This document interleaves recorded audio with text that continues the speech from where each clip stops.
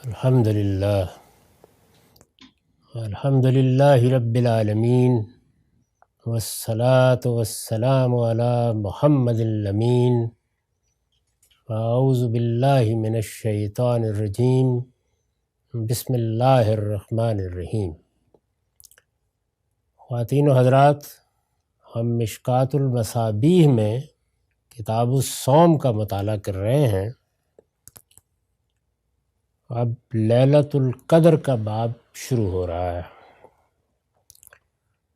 ام المومنین سیدہ عائشہ کی روایت ہے، قالت قال رسول اللہ صلی اللہ علیہ وسلم تحروا لیلۃ القدر فی الوتر من العشر الاواخر من رمضان۔ وہ کہتی ہیں کہ رسول اللہ صلی اللہ علیہ وسلم نے فرمایا، رمضان کے آخری عشرے کی طاق راتوں میں لیلۃ القدر کا قصد کیا کرو، اس کو تلاش کرنے کی کوشش کیا کرو۔ لیلۃ القدر کے بارے میں یہ بات قرآن مجید نے بیان کر دی ہے کہ یہ فیصلوں کی رات ہے، بڑی برکت والی رات ہے۔ سورہ دخان میں اس کو لیلۃ مبارکہ کہا گیا ہے، اور سورہ قدر میں اس کے بارے میں یہ بتایا گیا ہے کہ اس میں اللہ کے فرشتے اور روح الامین اللہ کے فیصلے لے کر اترتے ہیں، اور یہ بات بھی کہی گئی ہے کہ خیر من الف شہر، یہ 1000 مہینوں سے بہتر ہے۔ اس سے یہ معلوم ہوتا ہے کہ اللہ تعالیٰ نے اس کائنات کا نظم چلانے کے لیے جو خاص اوقات مقرر کر رکھے ہیں، ان میں اس رات کی بڑی اہمیت ہے۔ یہ مہمات امور کا فیصلہ کرنے کی رات ہے، اور جس رات کا یہ مقام ہے، ظاہر ہے کہ بڑے بڑے معاملات بھی اسی رات کے ساتھ خاص رہے ہوں گے۔ چنانچہ پھر ہمیں یہ بتایا گیا ہے کہ اللہ کی آخری کتاب اسی رات میں نازل ہونا شروع ہوئی۔ رمضان کے مہینے میں اور لیلۃ القدر میں اللہ تعالیٰ نے فیصلہ فرمایا کہ وہ قیامت تک کے لیے اپنی ہدایت کی کتاب اتار رہا ہے۔ یہ کوئی معمولی بات نہیں ہے۔ اگر یہ رات مہمات امور کے لیے مقرر ہے تو اس سے بڑا کوئی اہم معاملہ نہیں ہو سکتا کہ اللہ تعالیٰ نے انسان کو جو کچھ دے رکھا ہے، علم، عقل، شعور، جستجو کی صلاحیت، نئی ایجادات تک پہنچنے کا داعیہ، ان سب سے بڑھ کر جو اللہ کی نعمت اس کو مل سکتی ہے وہ یہ کہ وہ اپنی اس زندگی اور اس کے بعد میں آنے والی زندگی سے متعلق اللہ کی مرضیات کو جان لے۔ اس کے لیے اللہ کی آخری کتاب ایک میزان اور فرقان کی حیثیت سے تمام مذہبی معاملات میں فیصلہ کن اس رات میں اتاری گئی۔ تو اس لیے اس کی فضیلت، اس کی برتری، اس کی عظمت میں تو کوئی دو رائے نہیں ہو سکتی۔ اب یہ سوال پیدا ہوتا ہے کہ کیا اس رات میں ایک بندہ مومن کو اگر یہ معلوم ہو جائے کہ آج وہ رات ہے تو کیا کرنا چاہیے؟ بہت سادہ جواب یہ ہے کہ اگر یہ رات ایسی رات ہے، اس درجے فضیلت کی رات ہے، اللہ تعالیٰ نے اس کو اس طرح کے امور کے لیے خاص کیا ہوا ہے، اس کو خود اپنی کتاب میں برکت والی رات لیلۃ مبارکہ کہا ہے، تو ہر مسلمان، ہر بندہ مومن یہ صحیح کرے گا کہ اس رات کا کوئی لمحہ اسے بھی میسر ہو جائے۔ جس وقت اللہ کی رحمتیں نازل ہو رہی ہوں تو وہ بھی اللہ کی بارگاہ میں کھڑا ہو، وہ بھی اس وقت کوئی نیکی کا کام کر رہا ہو، کوئی خیر کا کام کر رہا ہو، اللہ کی کتاب کی تلاوت کر رہا ہو، اللہ کے سامنے سر بسجود ہو، یہ ایک فطری جذبہ، فطری داعیہ ہے۔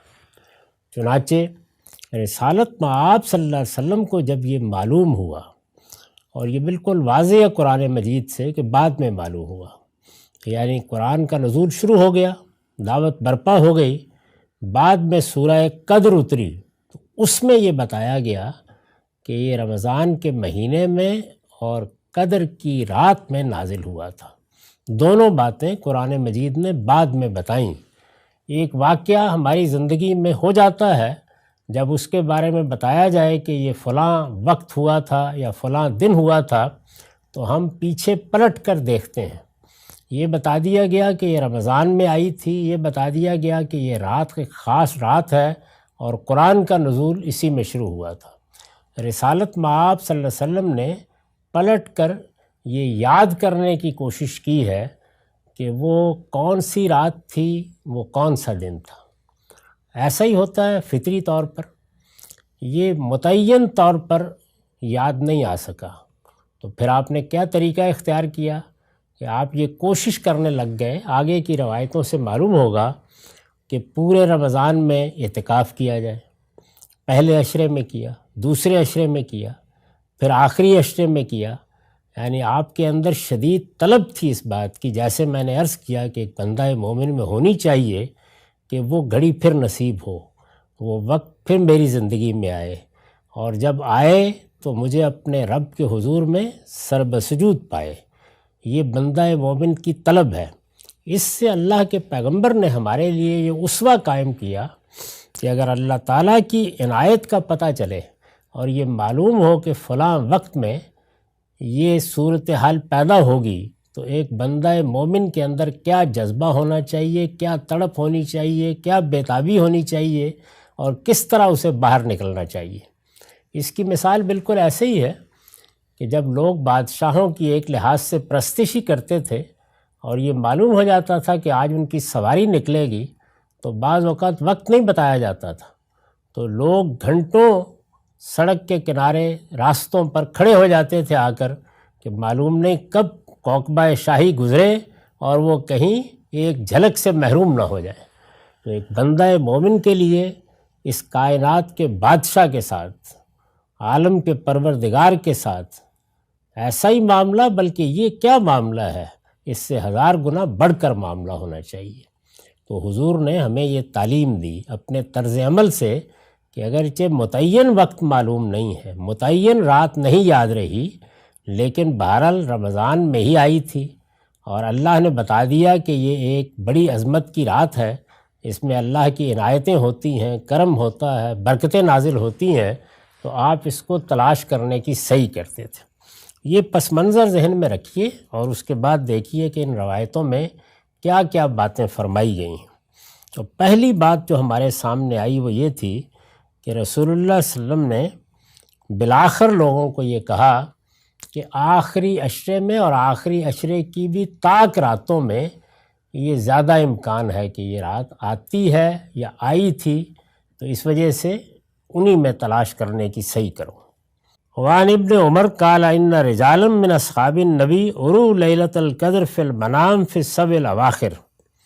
عبداللہ بن عمر رضی اللہ عنہ کہتے ہیں کہ رسول اللہ کے بعض صحابہ کو رویا میں لیلۃ القدر دکھائی گئی، یعنی انہیں خواب آیا، اور 1 2 4 نہیں، بعض لوگوں کو آیا، اور خواب آیا یا رویا دکھایا گیا، اور اس میں یہی اندازہ ہوا یا یہی بات سامنے آئی کہ یہ آخری جو راتیں ہیں، سبع الاواخر 7 آخری راتیں، انہی میں کسی وقت آئی ہے۔ فقال رسول اللہ صلی اللہ علیہ وسلم ارا رؤیکم قد تواتر فی السبع الاواخر۔ رسول اللہ صلی اللہ علیہ وسلم نے یہ خواب سنے تو فرمایا کہ یہ تمہارے جو رویا ہیں، اس سے تو اندازہ ہوتا ہے کہ سبع اواخر ہی میں، یعنی آخری طاق راتوں ہی میں یہ پے در پے اشارہ ہوا ہے۔ فمن کان متحریا فلیتحریا فی السبع الاواخر۔ تو اس لیے اب اگر تم میں سے کوئی اس رات کو تلاش کرنا چاہے کا مطلب یہ نہیں کہ رات نظر آ جائے گی، مطلب یہ ہے کہ اس گھڑی کو پانا چاہے، یہ کوشش کرے کہ میں اس وقت جاگ رہا ہوں، میں عبادت کر رہا ہوں، میں اللہ کو یاد کر رہا ہوں، میں اچھے کام کر رہا ہوں، میں اللہ کی کتاب کی تلاوت کر رہا ہوں، میں اس پر تدبر کر رہا ہوں۔ اگر کوئی شخص یہ چاہے کہ وہ اس وقت بیدار ہو، اللہ کو یاد کر رہا ہو، جب یہ وقت آئے تو اسے چاہیے کہ وہ یہ سب اواخر میں یعنی آخری جو 7 راتیں ہیں ان میں تلاش کرے۔ وعن ابن عباس ان النبی صلی اللہ علیہ وسلم قال التمسوها فی العشر الاواخر من رمضان لیلۃ القدر۔ ابن عباس رضی اللہ عنہ بیان کرتے ہیں کہ نبی صلی اللہ علیہ وسلم نے فرمایا کہ اسے رمضان کے آخری عشرے کی راتوں میں تلاش کرو، جبکہ 9 راتیں باقی ہوں، جبکہ 7 راتیں باقی ہوں، جبکہ 5 راتیں باقی ہوں۔ ظاہر ہے کہ یہ طاق راتیں ہوں گی، تو اس کے بارے میں بھی آپ نے فرمایا۔ وعن ابی سعید الخدری ان رسول اللہ صلی اللہ علیہ وسلم اعتکف العشر الاول من رمضان۔ اب یہاں سے بہت سی حقیقتیں واضح ہوتی ہیں۔ یہ بات میں کئی مرتبہ عرض کر چکا ہوں کہ روایتیں لوگ بیان کر دیتے ہیں، اگر ان کو الگ الگ دیکھیے تو بعض اوقات الجھن محسوس ہوتی ہے۔ جیسے ابھی دیکھا کہ بعض موقعوں پر یہ فرمایا کہ آخری عشرے میں 7 راتوں میں، بعض میں اس طرح کا اسلوب اختیار کیا کہ 9 باقی ہوں، 5 باقی ہوں۔ اسی طرح بعض اور روایتیں بھی آئیں گی اس نوعیت کی، طاق راتوں کو مختلف طریقوں سے بیان کیا ہے رسول اللہ صلی اللہ علیہ وسلم نے۔ تو ایسا کیوں ہوا؟ تو یہ اس سے سمجھ میں آ جائے گا۔ روایتوں کو ہمیشہ جمع کر لینا چاہیے، واضح ہو جاتا ہے کہ صورتحال کیا بنی ہے۔ تو ابو سعید خدری کہتے ہیں کہ رسول اللہ صلی اللہ علیہ وسلم نے اعتکف العشر الاول من رمضان، رمضان کے پہلے عشرے میں، پہلے 10 دنوں میں اعتکاف کیا۔ ثم اعتکف العشر الاوسط فی قبۃ ترکیہ، پھر اس کے بعد جو ایک خاص طرح کا خیمہ سا بنا ہوتا تھا اور اون کا عام طور پر، اس میں درمیان والے عشرے میں اعتکاف کیا، یعنی پہلے 10 دنوں میں کیا، پھر درمیان کے 10 دنوں میں کیا۔ ثم اطلع راسا، پھر ایک دن آپ نے اپنے خیمے سے یا اس قبے سے جو اعتکاف کے لیے بنایا گیا تھا اس میں سے اپنا سر نکالا، فقال، اور فرمایا انی اعتکف العشر الاول، میں پہلے عشرے کا اعتکاف کرتا رہا ہوں، التمس هذه اللیلہ، اور اس سے مقصود یہ تھا کہ میں یہ رات کسی طرح پالوں، یعنی آپ کا خیال پہلے یہ تھا کہ یہ پہلا عشرہ ہے جس میں ہو سکتا ہے کہ یہ رات آئے۔ ثم اعتکف العشر الاوسط، فرمایا اس کے بعد میں درمیان کے عشرے کا اعتکاف بھی کرتا رہا ہوں۔ ثم اتیت، پھر میرے پاس کچھ اطلاع آئی، فقیل لی انہا فی العشر الاواخر، یعنی میری اس تگ و دو کو، میری اس اللہ تعالیٰ کے اس خاص وقت کو تلاش کرنے کی خواہش کو سامنے رکھ کر کچھ رہنمائی کی گئی۔ یعنی حضور نے فرمایا کہ پھر اس کے بعد ظاہر ہے کوئی رویا ہوگا یا اس طرح کی کوئی چیز ہوگی، فقیل علی، اور مجھ سے کہا گیا انہا فی العشر الاواخر، یہ آخری 10 راتوں میں ہے۔ فمن کان اعتکف معی فلیعتکف العشر الاواخر، تو فرمایا کہ اب جو لوگ میرے ساتھ اعتکاف میں بیٹھے ہوئے ہیں تو میں یہ درمیان کے 10 دنوں کا اعتکاف ختم نہیں کر رہا، وہ آخری عشرے کا اعتکاف جاری رکھے۔ تو گویا حضور صلی اللہ علیہ وسلم کو یہ جو آخری عشرے کی طرف توجہ ہے یہ دلائی گئی، یعنی اتنی بات معلوم ہو جاتی ہے۔ فقد اریت هذه اللیلہ ثم انسیتها، فرمایا کہ مجھے یہ رات کچھ دکھا بھی دی گئی، یعنی رویا میں، جیسے کہ صحابہ کا بھی آتا ہے کہ ان کو بھی دکھائی گئی۔ ثم انسیت، پھر میں بھلا دیا گیا، یعنی وہ اس طرح میرے ذہن میں تازہ نہیں رہی۔ جس طرح کہ آپ کوئی رویا دیکھیں تو ایسا ہوتا ہے کہ پورا کا پورا یاد رہتا ہے، اور ایسا بھی ہوتا ہے کہ وہ بھلا دیا جاتا ہے، یعنی آدمی کو یاد نہیں رہتا کیا دیکھا۔